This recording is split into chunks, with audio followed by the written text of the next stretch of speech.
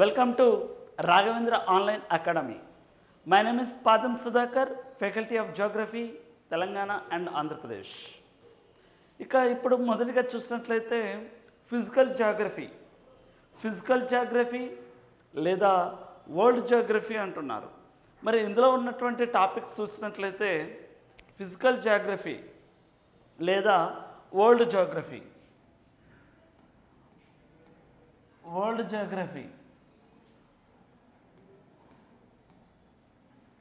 లేదా దీన్నే physical geography అని కూడా పిలుస్తున్నాం. Physical geography. మరి ఇందులో ఏ అంశాలు వస్తున్నవి చూసినట్లయితే భూమి, సౌర కుటుంబంలో భూమి, విశ్వంలో సౌర కుటుంబం భూమి ఎక్కడి నుంచి వస్తుంది అనే అంశాలు చూస్తాం. అంటే విశ్వం కొన్ని వేల సంవత్సరాల నుంచి ఉన్నటువంటి అంశం అది. మరి విశ్వంలో అనేక వేల గెలాక్సీలు ఉన్నవి. అలా ఆ గెలాక్సీల గురించి చూస్తాం. మరి ఇందులో పాలపుంత గెలాక్సీ అని దేన్ని అంటున్నామంటే సూర్యుడు భాగంగా ఉన్నటువంటి గెలాక్సీ. ఇలాంటి అంశాలు చూసుకుంటాం. అలాగే సౌర కుటుంబంలో భూమితో ఉన్నటువంటి గ్రహాలు మరియు ఉపగ్రహాలు మరియు శిలాశకలాలు, లఘు గ్రహాలు మరియు తోకచుక్కలు, ఈ అన్ని అంశాలు చూసుకుంటాం. మరి దాంతోపాటు ఇక్కడ భూమికి ఉన్నటువంటి ఉపగ్రహం చంద్రుడి గురించి, చంద్రుని మీద అంశాల గురించి కూడా చూసుకుంటాం. ఆ తర్వాత భూమిపైన ఉన్నటువంటి అడ్డు గీతలనే అక్షాంశాలు అని పిలుస్తారు. భూమికి అడ్డుగా ఉన్నటువంటి గీతలనే అక్షాంశాలు అని పిలుస్తున్నారు. భూమికి నిలువున ఉన్నటువంటి గీతలనే రేఖాంశాలు అని పిలుస్తారు. సో అక్షాంశాలు, రేఖాంశాలు. అక్షాంశాలు ఏం తెలియజేస్తవి? శీతోష్ణ స్థితి. రేఖాంశాలు ఏం తెలియజేస్తవి? సమయానుసారాన్ని తెలియజేస్తవి. ఇలాంటి అంశాలు ఇక్కడ చూసుకుంటాం. మరి వీటితో పాటు భూమి తన చుట్టూ తాను తిరుగుచు సూర్యుని చుట్టూ తిరుగుతుంది. అంటే భూమి భ్రమణము మరియు పరిభ్రమణము, ఇలాంటి అంశాలు చూసుకుంటాం. మరి వీటితో పాటు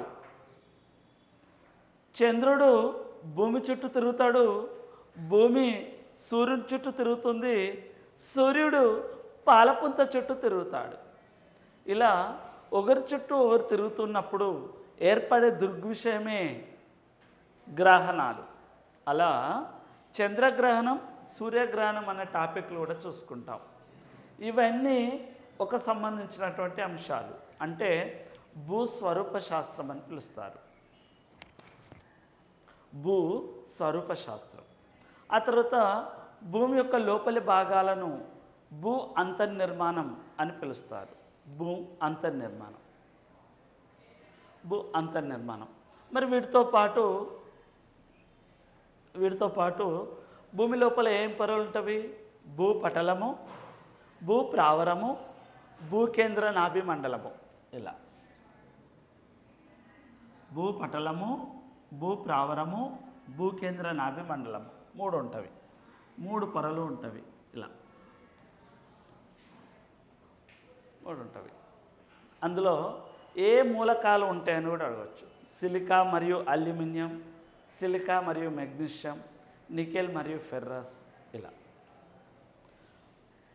మరి వీటితో పాటు నెక్స్ట్ వస్తున్న టాపిక్ భూకంపాలు, అగ్నిపర్వతాలు చూస్తాం. ఆ తర్వాత శిలలు, అగ్నిశిలలు, అవక్షేప శిలలు, రూపాంతర శిలలు. ఆ తర్వాత ప్రధాన భూస్వరూపాలు ఏమేమి వస్తున్నవి?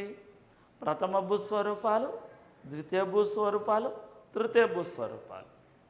ప్రథమ భూస్వరూపాలు ఏమేమి వస్తున్నవి? ఖండాలు మరియు మహాసముద్రాలు. మరి ద్వితీయ భూస్వరూపాలు ఏమేమి వస్తున్నవి? పర్వతాలు, పీఠభూములు, మైదానాలు, ఇలాంటి వస్తున్నవి. ఆ తర్వాత తృతీయ భూస్వరూపాలు ఏమేమి వస్తున్నవి? దీవులు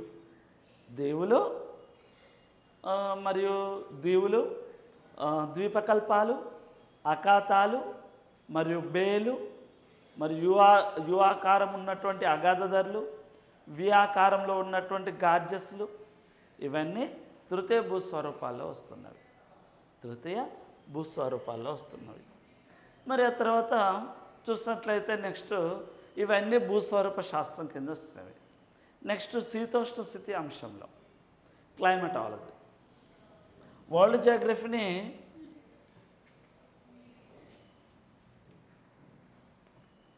ఒకటి భూస్వరూప శాస్త్రం అంటే ఇప్పుడు చెప్పినటువంటి అంశాలు, ఆ తర్వాత శీతోష్ణ స్థితి శాస్త్రం క్లైమటాలజీ. శీతోష్ణ స్థితి శాస్త్రం క్లైమటాలజీ. శీతోష్ణ స్థితి శాస్త్రంలో ఏ అంశాలు వస్తాయి? శీతోష్ణ స్థితి శాస్త్రంలో వాతావరణం నిర్మాణము మరియు సూర్యపుటము, సౌరశక్తి, వాతావరణం పీడనము మరియు పవనాలు, ఆర్ద్రత, అవపాతము, ఇలాంటి అంశాలు శీతోష్ణ స్థితి శాస్త్రంలో చెప్పుకుంటాం. ఇక మూడవది చూసినట్లయితే సముద్ర శాస్త్రం. సముద్ర శాస్త్రం. సముద్ర శాస్త్రంలో సముద్రాల రకాలెన్ని, మొత్తం ఎన్ని సముద్రాలు ఉన్నవి, సముద్రంలో ఉన్నటువంటి భాగాల పేర్లు ఏంటివి? ఖండతీరపు అంచు, ఖండతీరపు వాలు, సముద్ర మైదానాలు, సముద్ర అఖాతాలు, ఇలాంటివి. మరి సముద్రాల్లో ఉన్నటువంటి ఉప్పు లవణీయత, సముద్రాల్లో ఉన్నటువంటి ద్రవణాన్ని లవణీయత అంటాం. సముద్రాల్లో సగటు లవణీయత ఎంత ఉంటుంది, అలా సముద్ర ఉప్పుల గురించి తెలుసుకుంటాం. సముద్ర ప్రవాహాలు, ఇందులో మళ్ళీ ఉష్ణ ప్రవాహాలు ఉన్నవి, అలాగే శీతల ప్రవాహాలు ఉన్నవి. ఉష్ణ ప్రవాహాలు, శీతల ప్రవాహాలు, ఇలా రెండు రకాల గురించి తెలుసుకుంటాం. ఆ తర్వాత సముద్ర శాస్త్రంలో నెక్స్ట్ ఇంకా సముద్రాల గురించి తరంగాలు, సముద్ర తరంగాల గురించి కూడా వచ్చేస్తుంది. ఆ తర్వాత సముద్రాల్లో పైకొస్తున్నటువంటి అలను పోటు అని, లోనికి వస్తున్నటువంటి అలను పాటు అని పిలుస్తారు. పోటు పాటల గురించి తెలుసుకుంటాం. ఇవి మనం వరల్డ్ జియోగ్రఫీలో తెలుసుకోవాల్సినటువంటి అంశాలు. మరి వరల్డ్ జియోగ్రఫీలో ఫస్ట్ భూస్వరూప శాస్త్రం నుంచి స్టార్ట్ చేద్దాం.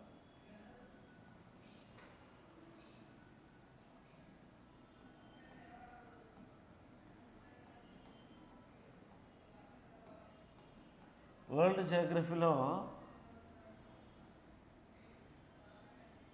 భూస్వరూప శాస్త్రం మార్పాలజీ. భూస్వరూప శాస్త్రం మార్పాలజీ. భూస్వరూప శాస్త్రం మార్పాలజీ. మార్పాలజీలో ఫస్ట్ టాపిక్ విశ్వం సౌర కుటుంబం. విశ్వం సౌర కుటుంబం. మరి విశ్వం సౌర కుటుంబం ఇందులో చూసినట్లయితే విశ్వం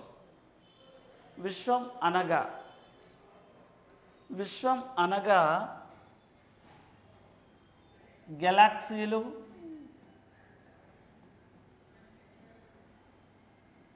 నిహారికలు మరియు శూన్య ప్రదేశాల సమూహమే.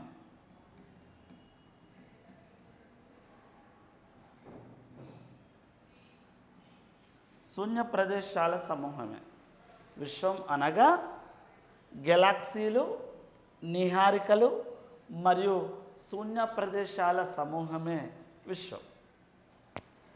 విశ్వంను అధ్యయనం చేయు శాస్త్రాన్ని అమెరికాలో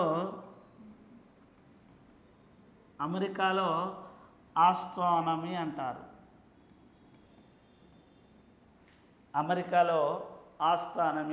అమెరికా పరిభాషలో. రష్యా పరిభాషలో కాస్మాలజీ అంటారు. రష్యా పరిభాషలో కాస్మాలజీ అని పిలుస్తారు. అమెరికా పరిభాషలో ఆస్ట్రానమీ, రష్యా పరిభాషలో కాస్మాలజీ అని పిలుస్తారు. మరి చైనా పరిభాషలో, చైనాలో టైకోనాట్స్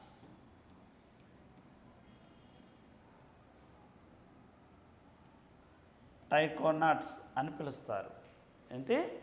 విశ్వంను అధ్యయనం చేసే శాస్త్రాన్ని అమెరికాలో ఆస్ట్రానమీ, రష్యాలో కాస్మాలజీ, చైనాలో టైకోనాట్స్ అని పిలుస్తారు.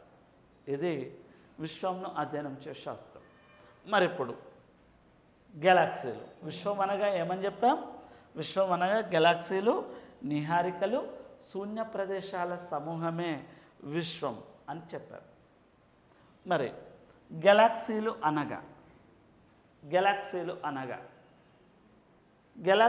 అనగా కొన్ని కోట్ల నక్షత్రాల సముదాయాన్ని,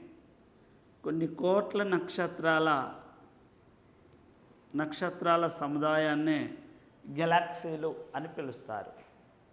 కొన్ని కోట్ల నక్షత్రాల సముదాయాన్ని గెలాక్సీలు అంటారు. మరి సూర్యుడు భాగంగా ఉన్నటువంటి గెలాక్సీయే పాలపుంత గెలాక్సీ, మిల్క్వే గెలాక్సీ. సూర్యుడు భాగంగా ఉన్నటువంటి గెలాక్సీయే పాలపుంత గెలాక్సీ, మిల్క్వే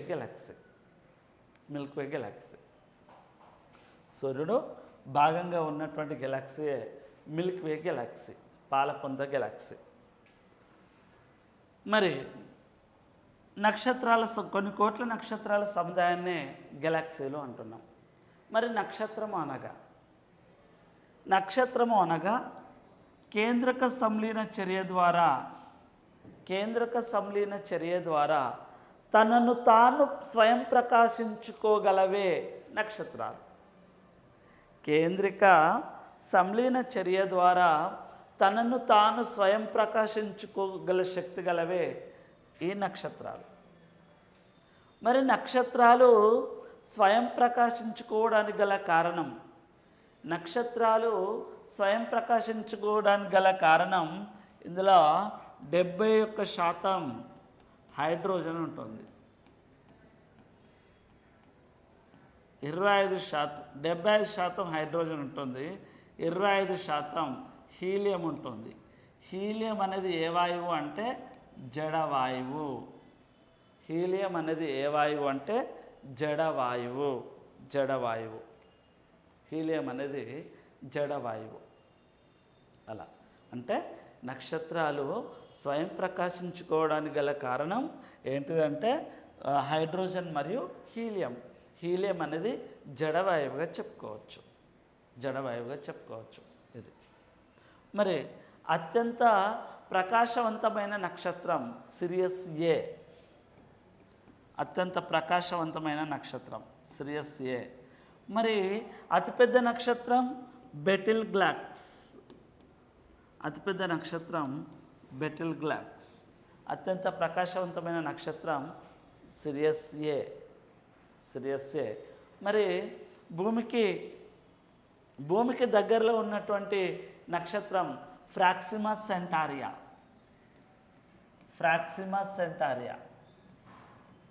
భూమికి దగ్గరలో ఉన్నటువంటి నక్షత్రం. భూమికి దగ్గరలో ఉన్నటువంటి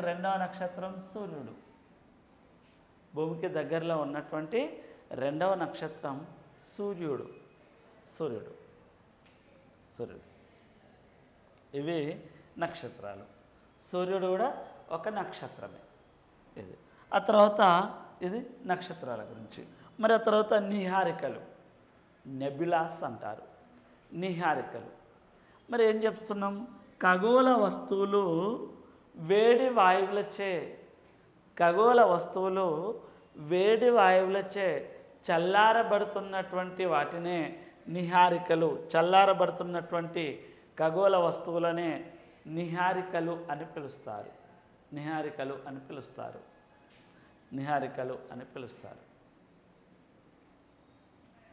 ఇవి మరి నిహారికలకు నక్షత్రాలకు జన్మస్థానంగా పేర్కొంటారు నిహారికలను. నక్షత్రాలు ఎక్కడ జన్మిస్తున్నాయంటే నిహారికల దగ్గర జన్మస్థానంగా పేర్కొంటారు నక్షత్రాలను. మరి నెక్స్ట్ శూన్య ప్రదేశాలు. శూన్య ప్రదేశాలు అంటే గెలాక్సీలకు నిహారికలకు మధ్యనున్నటువంటి ప్రాంతాలనే శూన్య ప్రదేశాలు అని పిలుస్తారు. గెలాక్సీలకు నిహారికలకు మధ్యనున్నటువంటి ప్రాంతాలనే శూన్య ప్రదేశాలు అంటారు. విశ్వం మొత్తం దాదాపు 98% శూన్య ప్రదేశాలచే నిండి ఉంది. విశ్వం మొత్తం 98% శూన్య ప్రదేశాలచే నిండి ఉంది. విశ్వం మొత్తం. మరి విశ్వం ఆవిర్భవించు సిద్ధాంతాలు.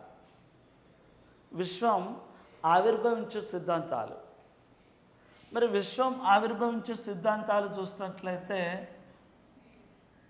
బిగ్ బ్యాంగ్ థియరీ,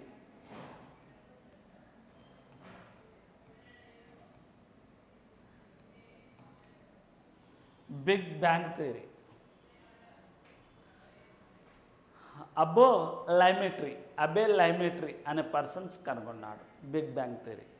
ఆ తర్వాత తరంగ పరికల్పన సిద్ధాంతం. తరంగ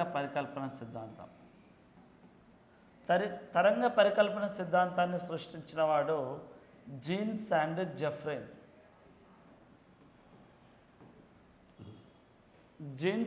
జెఫ్రెన్. తరంగ పరికల్పన సిద్ధాంతాన్ని రూపొందించిన వాడు. మరి ఆ తర్వాత చూసినట్లయితే సూర్యకేంద్రక సిద్ధాంతం.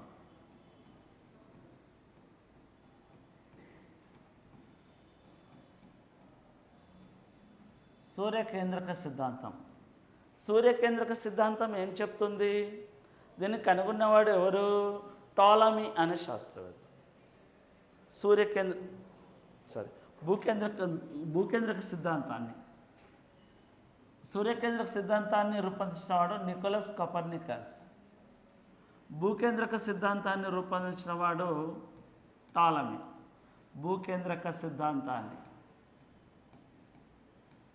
రూపొందించినవాడు టాలమీ అనే శాస్త్రవేత్త. భూకేంద్రక సిద్ధాంతం ఏం చెప్తుంది? భూమి కేంద్రకంగా ఉండి భూమి చుట్టూ గ్రహాలు మరియు ఇతర ఉపగ్రహాలు తిరుగుతున్నాయని చెప్పినటువంటి శాస్త్రవేత్త. భూమి చుట్టూ గ్రహాలు మరియు ఇతర ఉపగ్రహాలు శిలాశకలాలు ఈ అన్నిటి గురించి చెప్పినటువంటి శాస్త్రవేత్త టాలమీ. కానీ భూమి చుట్టూ గ్రహాలు తిరుగుతున్నాయా? తిరగట్లేదు. అందుకు దీన్ని వ్యతిరేకించారు, ఫెయిల్యూర్ అయింది భూకేంద్రక సిద్ధాంతం. నెక్స్ట్ సూర్యకేంద్రక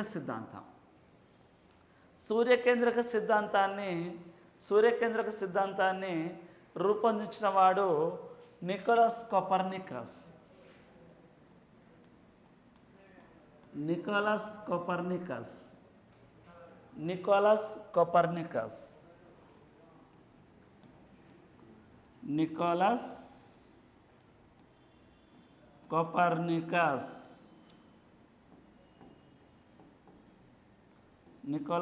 కోపర్నికస్ ఏం చెప్తుంది ఇది?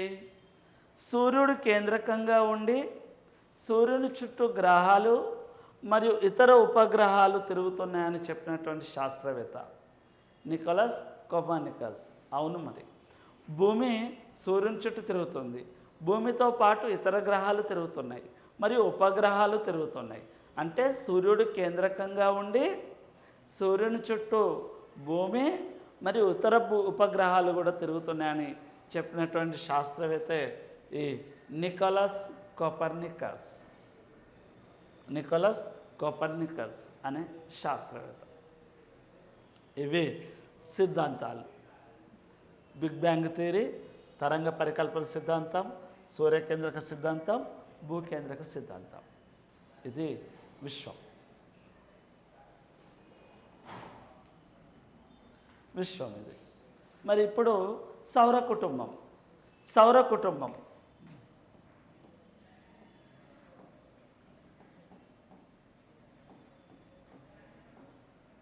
సౌర కుటుంబం సౌర కుటుంబం అంటే ఏం చెప్పాం?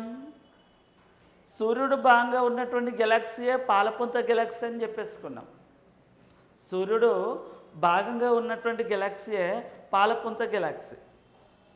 మరి ఇక్కడ ఇప్పుడు చూసినట్లయితే సౌర కుటుంబం అంటే సూర్యుడు కేంద్రకంగా ఉండి సూర్యుడు మరియు గ్రహాలు మరియు ఉపగ్రహాలు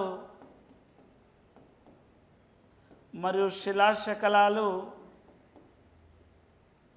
లేదా లఘుగ్రహాలు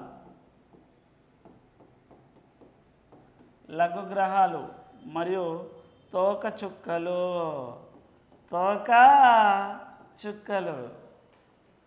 సూర్యుడు, గ్రహాలు, ఉపగ్రహాలు, శిలాశకలాలు లేదా లఘుగ్రహాలు మరియు తోక చుక్కలు వీటి యొక్క సమూహాన్నే సౌర కుటుంబం అని పిలుస్తున్నాం. అంటే సౌర కుటుంబంలో సమూహంలో ఎవరుంటారు? సూర్యుడు, భూమి, గ్రహాలు, ఉపగ్రహాలు, శిలాశకలాలు లేదా లఘుగ్రహాలు మరియు తోకచుక్కలు వీటి యొక్క సమూహమే సౌర కుటుంబంగా పిలుస్తున్నాం. మరి సౌర కుటుంబంలో మొదట ఎవరు వస్తున్నారు? సూర్యుడు వస్తున్నాడు. సో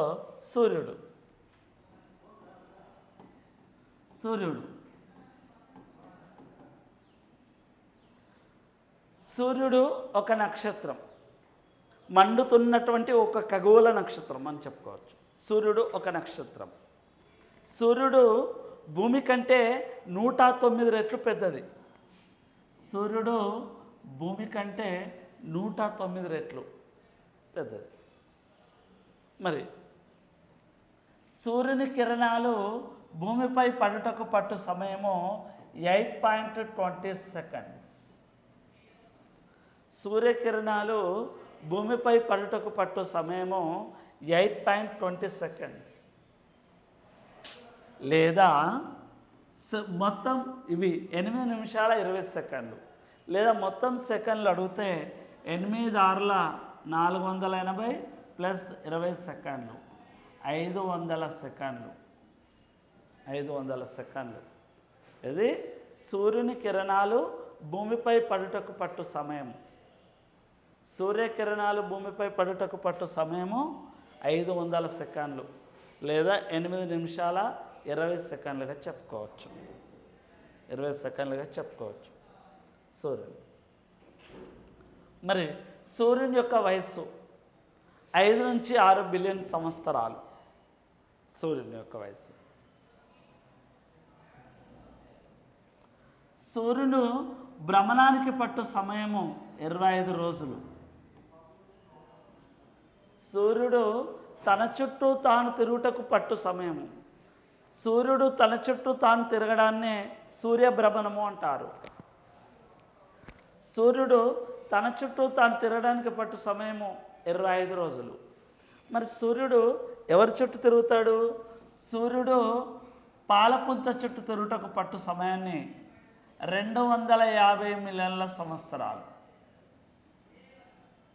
సూర్యుని పరిభ్రమణానికి పట్టు సమయము 250 మిలియన్ల సంవత్సరాలు.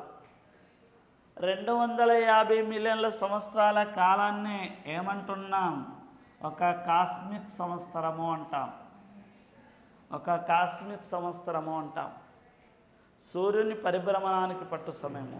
సూర్యుడు ఎవరి చుట్టూ తిరుగుతాడు? పాలపుంత చుట్టూ తిరుగుతాడు.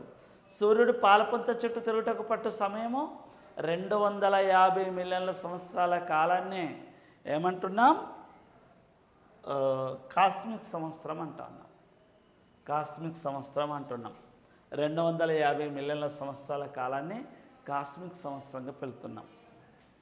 మరి ఇక్కడ కొన్ని తెలుసుకుందాం. ఖగోళ వస్తువుల మధ్యల దూరాలను కొలవడానికి ఉపయోగించే ప్రమాణాలు. ఖగోళ వస్తువుల మధ్య దూరాలను కొలవడానికి ఉపయోగించే ప్రమాణాలు. కాంతి సంవత్సరం.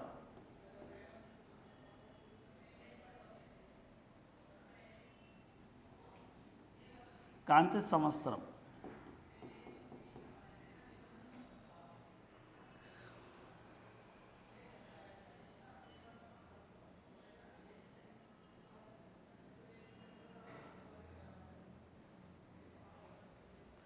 కాంతి సంవత్సరం 10. అలాగే ఒక పారసిక్ ఇజ్ ఈక్వల్ టు 3.26 కాంతి సంవత్సరాలు. ఒక కాంతి సంవత్సరం is equal to 10 × 12⁻18 years. 1 astronomic unit is equal to 149.5 million kilometers. ఇది భూమికి సూర్యునికి మధ్య సగటు దూరం. ఒక ఆస్ట్రానమిక్ యూనిట్ ఇజ్ ఈక్వల్ టు 149.5 మిలియన్ల కిలోమీటర్లు. ఒక పారసిక్ ఇజ్ ఈక్వల్ టు 3.26 కాంతి సంవత్సరం. అలాగే ఒక కాస్మిక్ సంవత్సరం ఇజ్ ఈక్వల్ టు 250 మిలియన్ల సంవత్సరాల కాలం. ఒక కాస్మిక్ సంవత్సరం 250 మిలియన్ల సంవత్సరాల కాలాన్ని కాస్మిక్ అంటాం. 250 మిలియన్ల సంవత్సరాల కాలాన్ని. ఇవి ఖగోళ వస్తువుల మధ్యల దూరాలను కొలవడానికి ఉపయోగించే ప్రమాణాలు. మరి ఇప్పుడు సూర్యుని భ్రమణం అయిపోయింది, సూర్యుని పరిభ్రమణము అయిపోయింది. మరి సూర్యునిలో ఉష్ణోగ్రత వ్యత్యాసాన్ని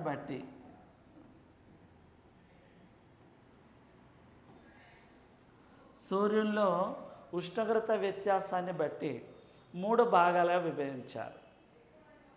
సూర్యునిలో ఉష్ణోగ్రత వ్యత్యాసాన్ని బట్టి 3 భాగాలుగా విభజించారు. ఒకటి కాంతి ఆవరణం,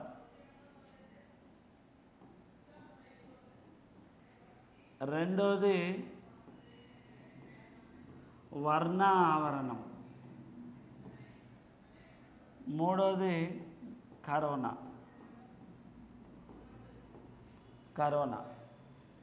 అంటే ఉష్ణోగ్రత వ్యత్యాసాన్ని బట్టి సూర్యునిలో ఎన్ని భాగాలు? 3 భాగాలుగా విభజించారు. 3 భాగాలు. కాంతి ఆవరణాన్ని ఏమంటున్నారు? క్రోమోస్ఫియర్.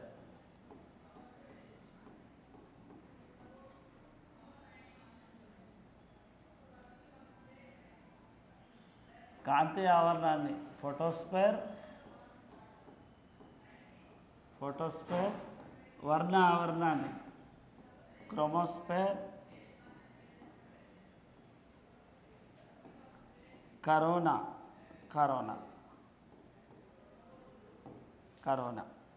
ఇలా అంటే ఉష్ణోగ్రత వ్యత్యాసాన్ని బట్టి 3 భాగాలు సూర్యుల్లో ఉష్ణోగ్రత వ్యత్యాసాన్ని అనుసరించి. ఒకటి కాంతి ఆవరణము ఫోటోస్ఫియర్, రెండోది వర్ణ ఆవరణము క్రోమోస్ఫియర్, మూడోది కరోనా. ఇలా 3 భాగాలుగా విభజించడం జరిగింది.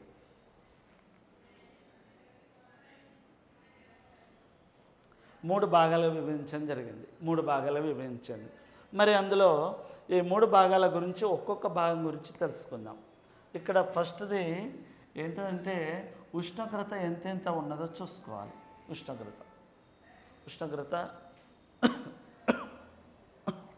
ఉష్ణోగ్రత ఎంత ఉన్నదో చూసుకోవాలి కాంతి ఆవరణంలో. మరి కాంతి ఆవరణం వద్ద ఉష్ణోగ్రత 6000 డిగ్రీల సెల్సియస్. ఇలా ఉష్ణోగ్రత వ్యత్యాసాన్ని బట్టి వర్ణ ఆవరణం వద్ద ఉష్ణోగ్రత 32,000 డిగ్రీల సెల్సియస్.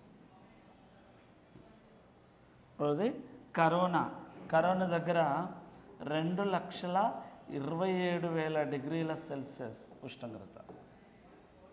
ఇలా ఉష్ణోగ్రత వ్యత్యాసాన్ని అనుసరించి కాంతి ఆవరణం వద్ద ఎంత ఉష్ణోగ్రత?